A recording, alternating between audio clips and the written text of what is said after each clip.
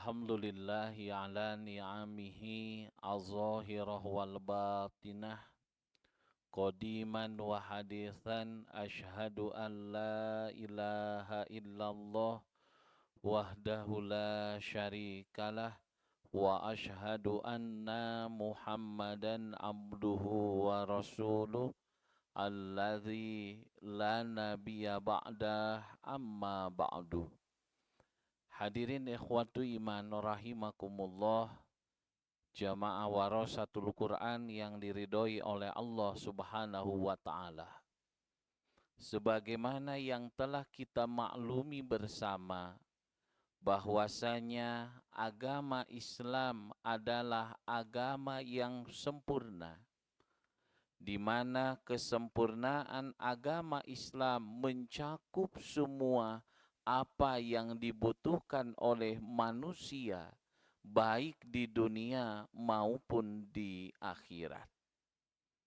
Agama Islam adalah agama yang sempurna, sehingga tidak memerlukan penambahan dan pengurangan dalam kita beragama. Makanya Allah Subhanahu wa taala berfirman, A'udzu billahi minasyaitonir rajim.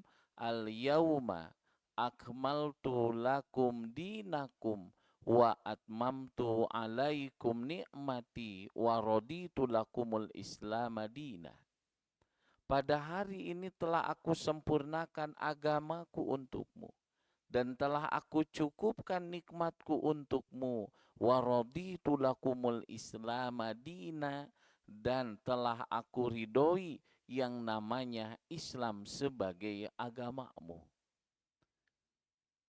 Apabila kita melihat sejarah, maka orang Arab pada zaman dahulu jumlahnya sedikit, terbelakang, barbar, tetapi dengan diutusnya Nabi Muhammad dengan membawa agama Islam, maka pada saat itu bangsa Arab menjadi bangsa yang mulia dikarenakan mereka berpegang teguh kepada agama Islam. Maka ketika turun ayat yang tadi dalam riwayat Al-Baghawi, ketika turun ayat al-yauma akmaltu lakum dinakum wa atmamtu alaikum ni'mati wa raditu lakumul Islam madina, maka sahabat Umar bin Khattab beliau menangis dan ditanya oleh Rasulullah, ma yubkika ya Umar, wahai Umar, apa yang menyebabkanmu menangis? Maka jawaban dari Umar bin Khattab, wahai Rasulullah, inna kunna fi ziyadatin min dinina. Wahai Rasulullah, sesungguhnya kami berada pada masa puncak agama kami. Bukankah sesuatu apabila sudah mencapai puncaknya akan turun? Maka Nabi SAW menjawab bala. Sehingga wajar dalam riwayat yang lain Nabi bersabda, bada'al islamu ghoriban wa sayaudu kama bada'a ghoriban. Islam ini bermula asing dan Islam ini akan kembali asing. Patuba lil ghurabai, maka surgalah balasan bagi orang-orang yang asing. Yang menarik dari hadis ini, keterasingan Islam di antara orang kafir ini satu hal yang wajar. Tetapi keterasingan Islam di tengah-tengah umat Islam, maka ini adalah musibah yang besar. Oleh karena itulah terasa asing dan tidaknya Islam di kalangan umat Islam, yang menentukan itu tiada lain adalah kualitas umat Islam itu sendiri mengenal agama mereka. Maka sikap manusia terhadap agama akan dibagi menjadi 3 kelompok. Pertama, ada yang melakukan ijtihad. Yang kedua, yang melakukan ittiba. Dan yang ketiga, yang melakukan taklid. Apa itu ijtihad? Yang namanya ijtihad, para ulama memberikan definisi, istifragul wus'i fi naili hukmir syar'iyyin bitorikil istinbati minal kitabi was sunnah. Yang namanya ijtihad itu tiada lain adalah istifragul wus'i, mencurahkan segala kemampuan fi nailil hukmi syar'i, dalam hal mencapai hukum syara, bitorikil istinbati minal kitabi was sunnah, dengan cara menarik kesimpulan dari Al-Quran dan As-Sunnah. Nah, maka yang tersirat dari definisi ini, satu hal yang harus kita pikirkan adalah kapan ijtihad ini dilakukan. Ijtihad ini dilakukan ketika kita tidak menemukan dalil. Makanya hari ini istilah ijtihad kok menjadi murah. Sebab ketika ada perbedaan, oh ini ijtihad saya, ini ijtihad saya, ini ijtihad saya. Padahal ketika memang dalilnya itu sudah ada, ijtihad itu tidak diperkenankan. Oleh karena itulah sehingga ada pertanyaan, kalau begitu pintu ijtihad ini terbuka tertutup? Jawabannya, pintu ijtihad ini terbuka sampai hari kiamat. Pintu ijtihad terbuka sampai hari kiamat. Akan tetapi supaya marwah, martabat ijtihad ini tetap terjaga, maka perlu dipahami kapan ijtihad itu kita lakukan. Ijtihad itu kita lakukan tiada lain adalah ketika ada satu perkara yang belum ada putusan hukum, lalu kita mencurahkan segala kemampuan kita untuk menetapkan hukum satu permasalahan tersebut dengan cara menarik kesimpulan dari Al-Quran dan Sunnah.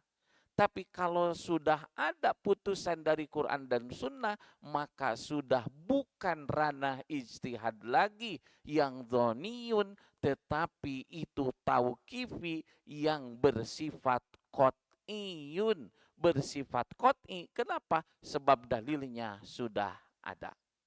Makanya satu kaidah mengatakan laisa kullu mujtahidin musib, bainal musibah minhum wahidun. Tidak setiap orang yang berijtihad itu akan hasilnya benar, tetapi yang benar itu hanya satu. Oleh karena itulah, makanya di sini jelas bagi kita semua bahwasanya ada kalanya kualitas orang dalam beragama ini ada yang mencapai tahap ijtihad. Makanya untuk orang bisa ijtihad tidak bisa sembarangan orang. Pertama, dia harus an yakuna aliman binususil Quran. Dia harus tahu yang namanya nas-nas Quran dan hadis. Lalu yang kedua, an yakuna aliman bilughatil arabiyah. Dia tahu bahasa Arab. Dia ngerti uslub bahasa Arab. Dan yang ketiga adalah aliman bi usulil fiqhi. Dia bisa menguasai usul fikih. Jadi ayat Quran gak hafal, usul fikih nggak bisa, bahasa Arab nggak ngerti, lalu dengan seenak perutnya mengatakan ini ijtihad saya, maka tentu yang seperti itu bukan ijtihad, tapi malahan merendahkan martabat ijtihad itu sendiri. Maka orang yang melakukan ijtihad disebutnya mujtahid. Makanya kata Allah, walladzina jahadu fina lanahdiyana subulana wa innallaha lama'al muhsinin. Itu janji dari Allah Subhanahu wa taala. Di mana ketika seorang mujtahid berijtihad lalu salah, maka dia dapat pahalanya itu satu dari ijtihadnya. Apabila ijtihadnya benar, maka dia akan mendapatkan dua pahala. Satu pahala amalnya, yang kedua pahala ijtihadnya itu benar. Nah, lalu ada juga kualitas orang dalam beragama itu tidak sampai pada tahap ijtihad. Makanya kita harus bisa usul fikih, yaitu salah satunya mudah-mudahan Allah menakdirkan kita menjadi generasi mujtahid. Nah, sebab di bawah mujtahid ada satu sikap manusia beragama itu ada yang disebut dengan al-ittiba, yaitu qabulu qaulil qaili wa anta ta'lamu hujjatahu, yaitu engkau menerima ucapan seseorang sedangkan engkau tahu alasannya. Ketika kita mengikuti pendapat seseorang, lalu kita tahu alasannya, dan ternyata inilah yang paling terdekat kepada yang namanya kebenaran, maka yang seperti itu namanya ittiba. Dan orang yang melakukan ittiba disebut dengan muttabi, yang apabila diterjemah adalah orang-orang yang mengikuti. Kita menerima ucapan seseorang sedangkan kita tahu dalil yang digunakan oleh orang tersebut. Lalu sikap manusia yang ketiga dalam beragama yaitu taklid, yaitu qabulu qaulil qaili wa anta la ta'lamu hujjatahu, yaitu kamu menerima ucapan seseorang sedangkan kamu tidak tahu alasannya, tidak tahu hujahnya. Sehingga apa yang dikatakan oleh seseorang dia telan mentah-mentah tanpa dia mengetahui apa yang menjadi dalil dan landasan. Maka taklid ini berbahaya. Makanya ketika itu dalam Quran, mereka itu disindir oleh Allah Subhanahu wa taala dan mereka disuruh mengikuti apa yang Allah perintahkan, yang Rasul perintahkan. Mereka mengatakan qalu bal nattabi'u ma wajadna alaihi aba'ana walau kana aba'uhum la ya'qiluna syai'an. Maka mereka mengatakan kami akan mengikuti apa yang sudah kami dapatkan dari orang tua kami terdahulu. Dan sifat taklid ini adalah sifat yang tercela, di mana kita menjalankan keagamaan itu harus berdasarkan ilmu dan keyakinan, tetapi ini hanya sekedar menerima ucapan seseorang tanpa kita tahu dalilnya. Ini satu hal yang berbahaya. Salah satunya kita tahu bagaimana keilmuan dari Imam Malik rahimahullahu ta'ala, di mana Imam Malik pernah menfatwakan bahwasanya sujud tilawah itu bid'ah. Kalaulah kita terima langsung pendapat ulama itu dengan menyebarkan bahwasanya sujud tilawah itu bid'ah, tanpa tahu apa yang menjadi penyebab, maka ini berbahaya. Imam Malik mengatakan sujud tilawah ini bid'ah sebab karena memang orang-orang Madinah pada saat itu seolah-olah mewajibkan sholat itu membaca ayat sajdah, maka beliau mengatakan sujud tilawah itu bid'ah. Oleh karena itulah makanya taklid ini adalah satu hal yang tercela. Adapun ittiba dan ijtihad dua perkara yang terpuji. Kita belajar usul fikih, tiada lain yang menjadi tujuan itu adalah supaya kita terlepas dari yang namanya taklid buta. Nah, oleh karena itulah maka taklid perbuatan yang tercela. Hadirin ikhwatu iman rahimakumullah, jamaah warasatul Quran yang diridhoi oleh Allah, berakhirlah kajian usul fikih kita pada kesempatan kali ini, dari mulai membahas al-aslu sampai dengan ijtihad, ittiba dan taklid. Mudah-mudahan dengan dibahasnya usul fikih secara sederhana memudahkan kepada antum semua, ikhwatu iman semua, di dalam memahami usul fikih dengan dalam artian penerangan yang sederhana ini.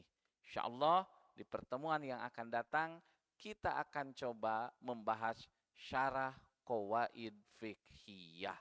Maka tetap saksikan kajian usul fikih di Warasatul Quran selama bulan Ramadan ini. Semoga Allah istiqomahkan dan semoga dengan izin Allah, Allah memudahkan kita khotaman qawaid fiqhiyah pada bulan Ramadan tahun kali ini. Rabbana atina fid dunya hasanah wa fil akhirati hasanah wa qina azabannar. Wassalamualaikum warahmatullahi wabarakatuh.